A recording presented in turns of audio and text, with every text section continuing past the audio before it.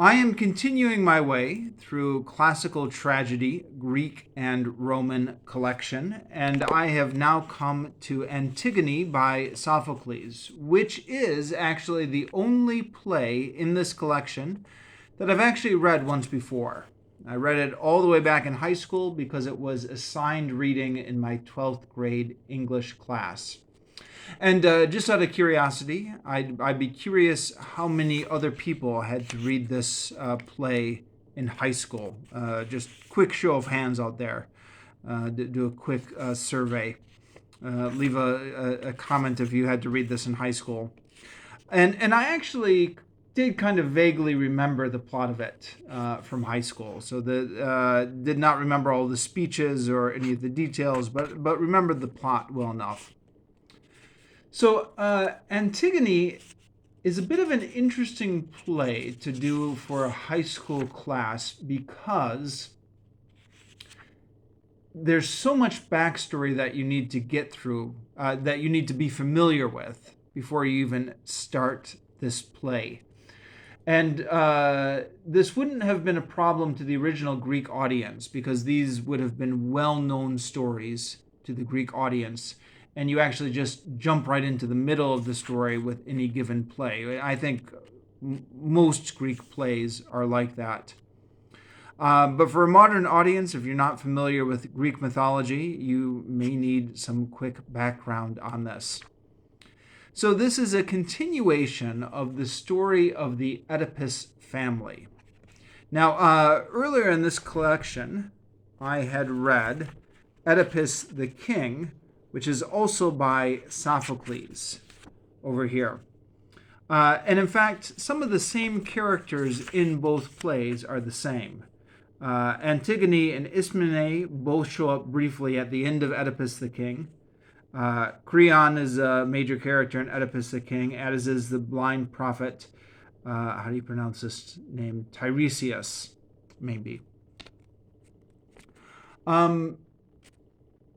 So it is tempting to read this as a continuation of Oedipus the King, but Antigone was actually written first, and Oedipus the King was written later.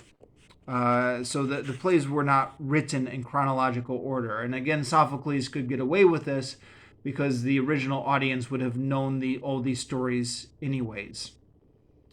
So the whole Oedipus drama is, well, okay, let me start at the beginning. I already recounted this in my review of Oedipus the King, but just to recap it briefly. Oedipus is doomed to kill his father and marry his mother. He tries to escape his fate once he hears the prophecy, he tries to escape the fate by running away from home and going to a distant land. But it turns out that Oedipus was adopted. So while he thinks he's running away from his mother and father, he's actually going straight towards them. And he kills a stranger on the highway who is his father. Oedipus doesn't know it. And he marries the Queen of Thebes, who is his mother. And again, Oedipus doesn't know it. And the drama of the play Oedipus the King is Oedipus discovering who he is, and that he's actually guilty of killing his father and killing his father and marrying his mother, and having children with his mother. He had 4 children with his mother. After that, Oedipus blinds himself and goes into exile, and I think eventually dies, although exactly how he dies, according to Wikipedia, is varies from version to version. And then Oedipus's 2 sons are now sharing the throne of Thebes. But they quarrel. One of the sons gets expelled, and then the other one is ruling Thebes. And the one who gets expelled raises an army and attacks Thebes with that army. And this is what is known as the 7 against Thebes, which quick digression on this. I read a few different collections of Greek mythology when I was a teenager. And I don't remember ever hearing much about the Seven Against Thebes. The first time I remember hearing about the Seven Against Thebes was reading Bullfinch's mythology, which I first read excerpts of when I was in my 20s. And Bullfinch makes a great big deal out of it, saying, we now come to the celebrated exploits of the Seven Against Thebes. But then after talking it up like it's something really famous, he just gives a very brief sketch of the Seven Against Thebes. But this is where Wikipedia comes in useful. Wikipedia has a lot more information about it. And apparently, back in the Greek times, there was this whole cycle of epic plays called the Theban cycle, which I read somewhere in Wikipedia. I don't remember which link exactly. But apparently back in the day, this kind of rivaled the Trojan War for epic importance. I mean, I don't think it. I got the impression it wasn't ever as big as the Trojan War, but it was maybe close, or it was like a second place. And unfortunately, all of those epic poems are lost to us. We know the story from some Roman documents and from some for some Roman poems based on the Greek poems, and also from some of the plays, like like this play. But yeah, it's the battle of the seven heroes against the Thebes. So I guess that there was seven great heroes that were raised to attack the city of Thebes, and the city of Thebes had seven gates, and there was a hero from Thebes who was defending each gate, and I think all of the Actually, I don't remember if it was all of them or some of the seven died.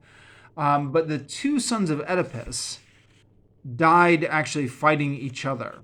So they killed each other on the field of battle. And this is where we pick up the story of Antigone. So Antigone has two brothers who were both killed in the field of battle. Here are their names here. Eteocles and Polynices.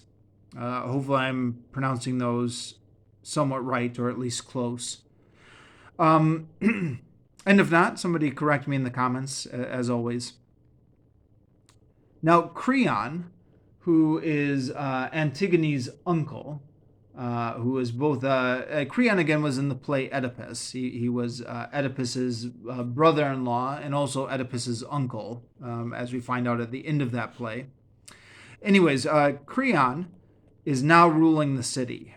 And Creon has given full burial honors to Eteocles because Eteocles died defending Thebes. But Polynices, the other brother, died attacking Thebes. So Creon has ordered that no one is to bury him. Now, something I picked up from a different book I've read, which is The Peloponnesian War by Donald Kagan. In that book, Donald Kagan talks about what a huge deal it was to receive a proper burial in the Greek world. If you don't receive a proper burial, then I think your soul has problems getting to the afterlife, and it just creates all these problems for the soul of the person if they don't get a proper burial. So it's not just a formality. You really want your loved ones to get a proper burial. So it's a big deal. And Antigone, the heroine of this play, is determined that her brother Polynices is going to get a proper burial as well. Now, Creon, her uncle, has forbidden it. Creon has said that anyone who buries Polynices will suffer the death penalty. Antigone's sister Ismene is so scared that she doesn't want to participate, but Antigone knowing that she is sealing her own tomb, is still determined to give her brother a proper burial. And that's where we pick up at the beginning of Antigone. And I'm so sorry, I just realized there's something I was planning to say at the beginning of this video, but I completely forgot. So I'll put it in here. I do not have any intelligent commentary to offer on this. I'm just going to give maybe a summary of the plot, talk a little bit about the reading experience, etc. But I don't have any intelligent commentary. So sorry, that should have gone right at the beginning of the video. But I'm sorry I've waited until 10 minutes in to say that. But if you want to stop watching here, nothing intelligent is going to come out of this video. But I'm going to do my best to engage with it at some level. Creon, when he finds out what's happened, is absolutely enraged. But Antigone, when she is brought before Creon, is completely unrepentant. She tells him that his laws were wrong, and that she is bound to a higher law, the laws of the god. Creon refuses to listen to this. He thinks she's just some silly young girl, and he is the elder statesman who knows best. So he condemns her to death. Now, there's a twist here, or a complication rather, because Creon's son is engaged to Antigone. So there's a little bit of like a Romeo and Juliet thing going on here. Creon's son Haman tries to talk his father out of it, and tries to use some pretty good logic to calm his father down and get his father to see reason. But his father is just so worked up, and calls Antigone an anarchist and a criminal.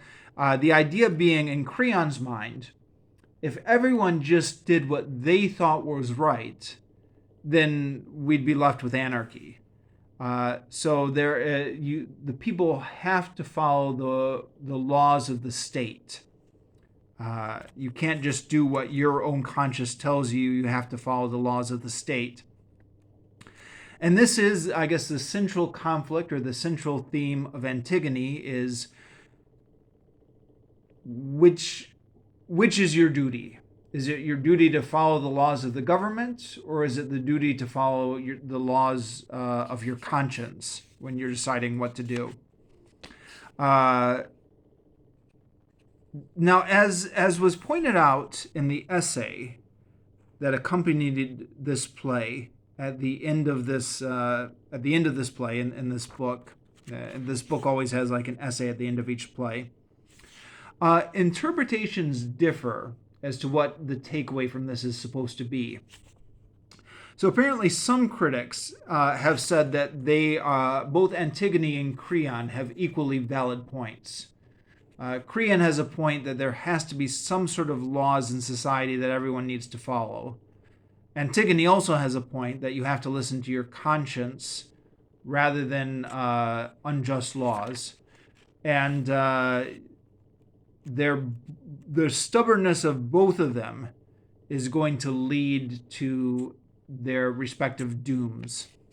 So Antigone is sentenced off to death, and she, as was pointed out to me by the essay at the end of this play, when she is led off to her doom, she is a lot less sure of herself than she was earlier in the play. So she's starting to lament her fate. She's trying to find some solace by looking back to other people in mythology. But the chorus is not comforting her. So she feels that the chorus is mocking her. So this is, as Wikipedia pointed out, this is an interesting thing Sophocles is doing, where the chorus is not actually the moral center or the moral compass of the play. The chorus here is playing a bunch of conservative older men who are just taking a more conservative viewpoint here. And, I think normally in Greek drama we expect the chorus to be speaking with the voice of the author, or the chorus to be pounding home the moral. But that is not the case here.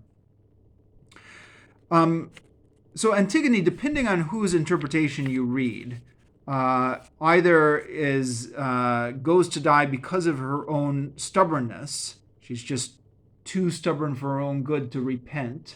I think I even remember my high school English teacher making this point. She didn't really even need to sacrifice her morals. She could have still maybe thrown her uncle Creon a little bit of a bone here and just appeared to submit to him, or appeared to just given something for his ego. But because she's too stubborn, she ends up going to her death. That's one interpretation. Another interpretation is that she is the righteous martyr, so that that she is to be praised for going to her death because of her refusal to compromise and because of holding fast to her ideals. So some different interpretations there apparently. Then because she goes to her death, Creon, his family completely falls apart. His son commits suicide because Antigone is dead. And then once his wife finds out that the son has committed suicide, then she kills herself. So Creon ends up losing both his wife and his son. As we see in the lines here, "Oh, pity, all true, and more than I can bear. Oh, my wife, my son."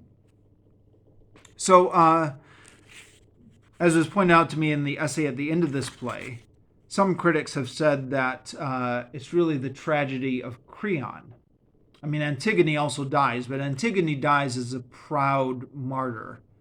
And Creon is the one who's starts out at the beginning of the play very proud and ends up at the play just a wreck and having to acknowledge his own rashness and foolishness.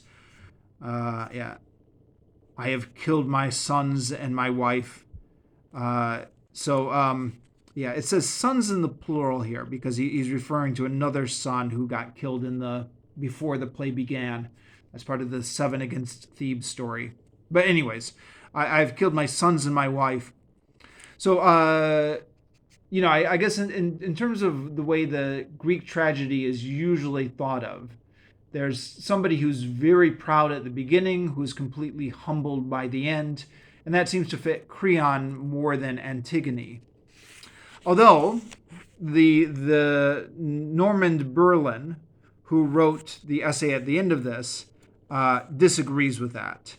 That interpretation.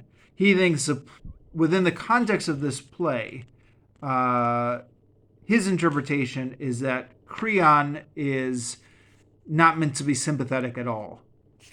Creon is simply playing the tyrant with this play, and Antigone is the one who you're supposed to sympathize with. So, again, I guess multiple different interpretations are possible.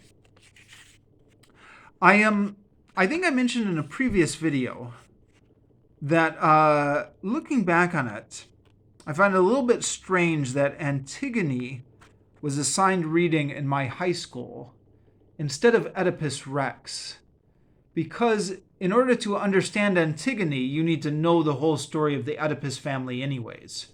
And again, I remember when we studied this in high school, my English teacher spent like a whole class just giving us the backstory of the Oedipus family before we could even start Antigone.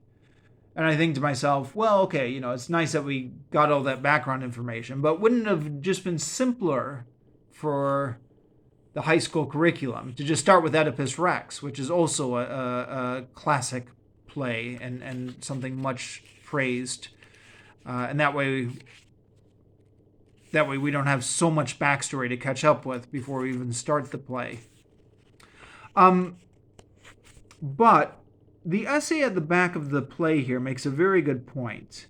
It says, Antigone is a popular play in university courses. I read it in 12th grade, but 12th grade is only 1 year shy of university, right? So let's say popular play in university courses or 12th grade literature, because it allows the teacher to demonstrate the relevance of ancient drama to our contemporary situation. So Antigone dramatizes problems that always seem modern. The conflict between the state and the individual conscience, the clash between written and unwritten laws, the claims of family affection versus the claims of political stability. So, I read that and I thought, oh yeah, that's true. Antigone is so clearly about the conflict between the state and the individual conscience, and that is a theme that is as relevant now as it was in ancient Greece, and is something that always has been and always will be relevant. So no wonder my high school chose this play. Of all, I was about to say of all the Greek plays, but I shouldn't say that because I've only read a handful of Greek plays. Certainly, if you want an easy play for high school students to kind of dig out the themes to it, the themes are so obvious in this play, and they are so immediately recognizable to a modern audience. It's not something we have to say, well, you have to understand the Greek way of thinking here or something like that. It's exactly like this essay says. It's themes that always seem modern and are very easy for high school students to grasp what the themes are and what the points of discussion are. So in that respect, I guess maybe this is the perfect play to assign in high school. And I'm going to finish it there. I know that there is a lot more that other people have said about this play, but in terms of my own analysis, I'm afraid that's all I've got for you.